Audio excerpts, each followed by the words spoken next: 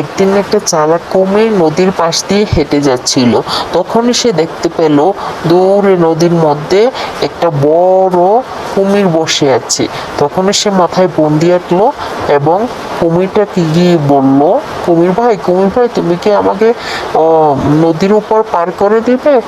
তখন কুমিরটি বলে উঠলো, আচ্ছা ঠিক আছে চলো। তখন কুমিরটি তাকে পিটি করে নদীর এপাশে নিয়ে আসলো।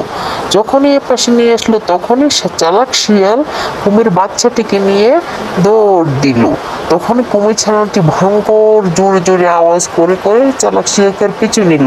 অবশেষে বাড়ি এসে দেখলো না, শিয়াল তো খুবই ভালো, তার বাচ্চাটাকে নিয়ে সুন্দরভাবে বসে আছে। তখনই সে একটা শান্তির স্বস্তি পেল। আর এমনই দুইজনের মধ্যে বন্ধুত্ব হয়ে গেল। ভিডিওটি ভালো লাগলে লাইক কমেন্ট শেয়ার করবে। এমন নতুন নতুন ভিডিও পাওয়ার জন্য সাবস্ক্রাইব করে রাখবে চ্যানেলটিকে। ফিরে আসবো আবার কোনো নতুন ভিডিও নিয়ে। সে পর্যন্ত ভালো থাকো, সুস্থ থাকো। আল্লাহ হাফেজ।